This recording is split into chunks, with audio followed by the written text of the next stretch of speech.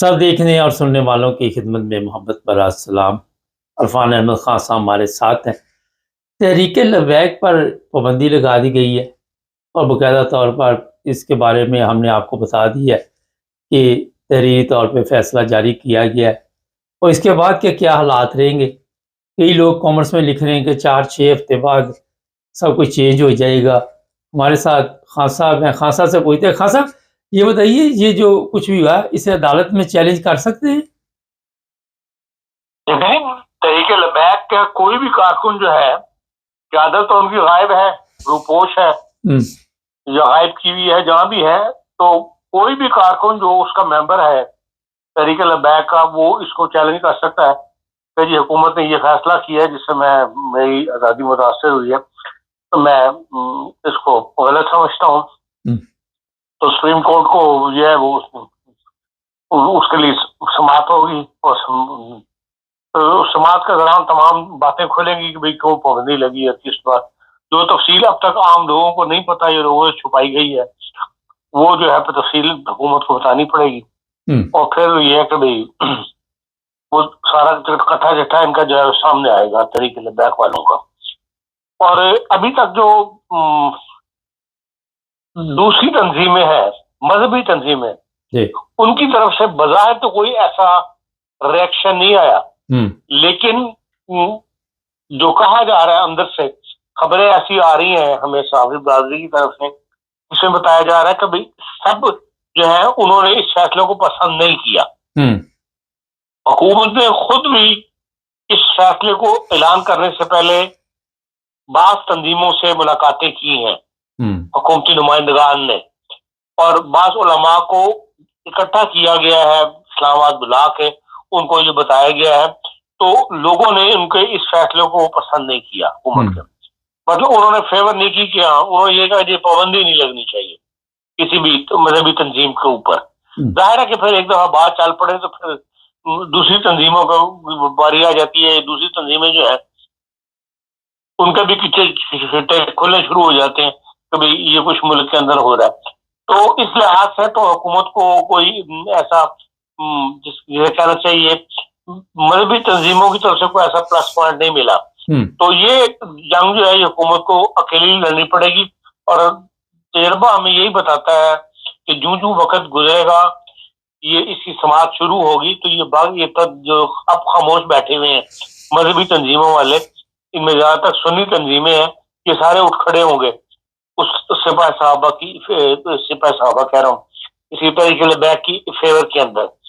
इस लिहाज से बहरहाल हुकूमत को एक बाकायदा अब कानूनी जंग जो है वो लड़नी पड़ेगी, उसकी तैयारी जो है वो करनी पड़ेगी, कोई ना कोई इसको बहरहाल वहां पे कोर्ट में जरूर लेकर जाएगा। और हुकूमत को भी अपना जो नोटिफिकेशन है उसको भी शायद अप्रूव कराना पड़े सुप्रीम कोर्ट से या उससे, क्योंकि एक नोटिफिकेशन से तो नहीं, या तो कोई कानून साजी ऐसी की जाए और खाली नोटिफिकेशन से पाबंदी की तो नहीं लगती। बहरहाल अब ये मामला जो है आगे चलेगा, मामला यहाँ खत्म नहीं हो जाएगा। तो लेकिन यह है कि हुकूमत अगर देखें, जो हुकूमत के पास, रियासत के पास इतनी ताकत होती है कि रियासत अगर चाहे तो काबू कर सकती है। जो हमारे पास मिसाल है सिपाही साहबा की, आपको पता है किस कदर उन्होंने उधम मचाया हुआ था पाकिस्तान के अंदर एक जमाने के अंदर जी। और फिर जब पाकिस्तान रियासत ने उसके खिलाफ कदम उठाया, फिर यह कि भाई ये लश्कर तैयबा के खिलाफ कदम उठाया, तो ये सारे जो बहुत बड़ा पावरफुल थे, और ऐसा लगता था कि हुकूमत इन्हीं के मशवरे इन्हीं के मतहत होकर रह गई है। वो सूरत हाल बदल गई।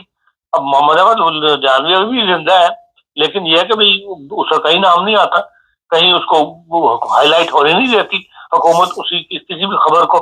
तो और फिर यह कि भाई सिपाही साहबा पाबंदी लगने के बाद आहिस्ता आहिस्ता फिर उनकी तमाम कारगुजारी जो कुछ भी थी वो खत्म हो गई। तो अगर इसी तरह लश्कर तैयबा का भी यही हाल है, तो अगर चाहे हुकूमत तो इनकी पाबंदी जो है इसके ऊपर सख्ती से कारबंद रहे, तो फिर ये भी आहिस्ता आहिस्ता तहरीक खत्म हो जाएगी।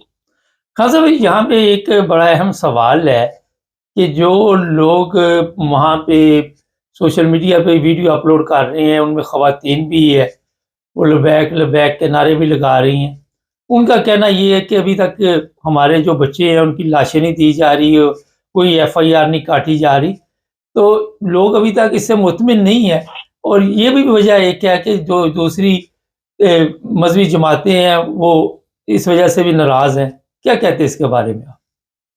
देखिए, दूसरी मजहबी जो आम कारकुन था ना तहरीक लब्बैक का, वो तो क़यादत के कहने पे उसे ना तफसील का पता, ना उसे इनके हरकत का पता कि इनका असल प्लान क्या था। वो तो रसूलुल्लाह के नाम पे इकट्ठा हो जाता है अकीदतमंद या जज्बाती तौर पे।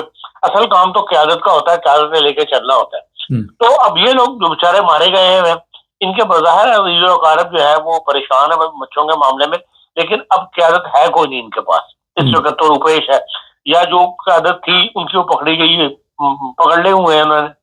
तो इसलिए इस वक्त ये बे आसरा है लोग, तो ये अब शोर पड़ता रहेगा। सवाए इससे कि आहिस्ता आहिस्ता ये दूसरी तंजीमों वाले इनकी मदद के लिए अगर आ जाए तो फिर ये मामला जो है दोबारा उठना शुरू हो जाएगा। लेकिन हुकूमत तो यही कहेगी कि आप जिनको वो है वो अदालतों में चले जाएं, अदालतों में जाके केस लड़ लें उनके खिलाफ कि जी हमारा ये बंदा गायब है, तो हमारा वहां अगर हमारे पास होगा तो हम चालान पेश कर देंगे। ज्यादातर चालान जो है वो गिरफ्तारियां हजारों में है और उनके चालान बनने में वक्त लगता है। इसलिए चंद दिनों के बाद आप देखेंगे इनके चालान पेश होने शुरू हो जाएंगे तो पता लग जाएगा कि कोई गायब है या नहीं है, जिसके बारे में ये दावा किया जा रहा है कि वो मिल नहीं रहा या वो गायब हो गया या वो शहीद हो गया। उनके बारे में आहिस्ता आहिस्ता कार्रवाई पता लगनी शुरू हो जाएगी। लेकिन जो कार्रवाई हुई है इनके खिलाफ उसके बारे में बात आईनी शाहिदीन जी बताते हैं या इंतजामिया के बाद लोग ये बताते हैं कि भाई 3:30 बजे तक हमने इंतजार किया है, 12 बजे तक हमने नोटिस दिया था, ये टाइम गेन करते रहे, कभी कोई बात कर रहे कभी कोई बात आ रहा है। फिर 3:30 बजे के बाद जब दिन निकलने का वक्त शुरू हो रहा था, फिर जब एक्शन शुरू हुआ है तो फिर हमने नहीं, रेंजर्स ने या पुलिस ने नहीं देखा कि भाई गोली किधर चल रही है और किसको लग रही है। अब वो लाशें कहाँ गई ये एक सवाल है। और ये हमेशा ऐसा हुआ करता है जब भी मॉब के ऊपर या किसी बड़ी मुजाहिरीन को जब गोली चलती है उसके बाद फिर ये नहीं देखा जाता कि वो लाशें जो गिराने वाले होते हैं उन्होंने उसको पहले समेटने का इंतजाम भी किया हुआ होता है। तो ऐसा यहाँ भी इम्कान मौजूद है कि ऐसा हुआ हो, लेकिन अब वो कितने थे ये कौन थे ये बताना बड़ा मुश्किल होता है ऐसे मामला। हाँ सर, एक बड़ी अहम चीज़ है कि जिन लोगों ने ये सारा कुछ जो भी खेल खेला गया अभी नहीं मालूम, लेकिन अंडरग्राउंड जिन लोगों को ये पता है, फर्ज करे कल अगर ये गवर्नमेंट में नहीं रहते तो फिर ये सारा कुछ जब बाहर आएगा तो फिर केस चल सकते हैं इनके ऊपर। अब जवाब कट गई समझ नहीं आया सवाल। मैंने कहा इस वक्त तो ये ताकत में है, इक़्तिदार में है, लेकिन जब ताकत खत्म हो जाती तो फिर इस तरह के केस दोबारा जो है वो खुलने शुरू हो जाते हैं जब फर्ज करें इनकी गवर्नमेंट नहीं रहती। एक सादा सा सवाल है। नहीं देखें, इस वक्त गवर्नमेंट जो प्रेजेंट गवर्नमेंट है एक्शन इंतजामिया ने लिया हुआ है ना, पुलिस ने एक्शन लिया है, IG के हुक्म पर एक्शन हुआ है। और इसलिए ये इन बातों को दोबारा खोलना या ये कमीशन बनवाने के आने वाली गवर्नमेंट को कमीशन बनाने की कोई ऐसा दर्द सर नहीं लेती आने वाली गवर्नमेंट, क्योंकि सबको अंदर है तो ये पता होता है कि भाई ये लोग इन्होंने शोरिश की है या इनकी वजह से मुल्क के अंदर फसाद पड़ा है या फसादी लोग हैं, तो इनके कहने पे आने वाली हुकूमतों को कमीशन बनाने ये कभी हुआ नहीं पाकिस्तान के अंदर जी। अच्छा खान साहब, इनके तहरीक लबैक के बोर्ड भी उतारे जा रहे हैं, हर जगह से मिटाया भी जा रहा है। अगर किसी की दीवार पे तहरीक लबैक लिखा हुआ है उसमें भी केस हो रहा है, तो इससे ये पता चलता है कि हमेशा के लिए इससे गवर्नमेंट चाहती है कि ख़त्म किया जाए। देखा जब पाबंदी लगी तो जाहिर बात है कि फिर उनकी हर चीज खत्म कर दी जाएगी। इसका वजूद से ही मुकम्मल तौर पर खत्म कर दिया गया, उसकी हर चीज जो है वो हुकूमत जो है वो मिटा देगी, उसको कायम नहीं रहने देगी।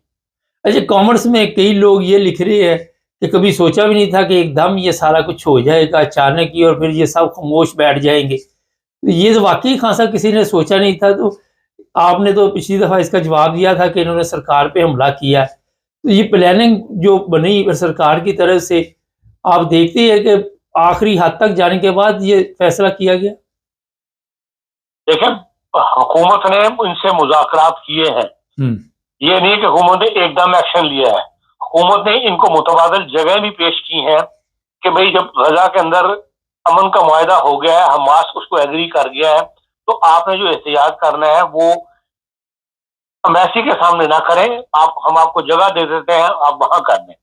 लेकिन इन्होंने नहीं माने, इन्होंने कहा नहीं, हमने मैसी के आगे ही जाना है। तो उससे नीयत इनकी पता लगे कि इन्होंने कोई नया फसाद खड़ा करना है, कोई बनौनी की नई चार राह जो है निकालनी है, चलनी है। उस वजह से फिर हुकूमत अलर्ट हो गई थी। फिर जो आगे वक्त गुजरता गया तो फिर इनके साथ मुज़ाकरात वगैरह होते रहे, और मुज़ाकरात के अंदर ये जिस तरह उनको लेके चले हैं, मुज़ाकरात को अपनी बातों से फिरते रहे हैं बार बार, उससे हुकूमत को अंदाजा हो गया था कि इनकी नीयत दुरुस्त नहीं है। इसलिए फिर एक्शन की तैयारी जो है वो पूरे तौर पर कर ली गई थी। हाँ सर, सोशल मीडिया पे बड़ी गर्म खबर ये चल रही है और बार बार लोग इस पे बातचीत कर रहे हैं कि ये जी कादियानियों को खुश करने के लिए सारा कुछ हो रहा है। उज़्मा की तस्वीर के ऊपर भी कांटे लगे हुए हैं, और भी जो कई लीडर है और कई लोग जो है वो बार बार जो जमात अहमदिया के सरबराह है उनकी वीडियो लगा के प्रोग्राम कर रहे हैं। तो आप देखते हैं कि ये कोई इस वीडियो का कोई नतीजा है? मेरे ख्याल में तो एक इसका कोई तल्लुक नहीं, एक सूफ हाल ही हुआ है कि उधर से ये रिकॉर्डिंग है, उधर से ये सारा कुछ हुआ है। देखिए, ये तो दुश्मनी या मुखालफत के अंदर लोग ऐसी बात करते हैं।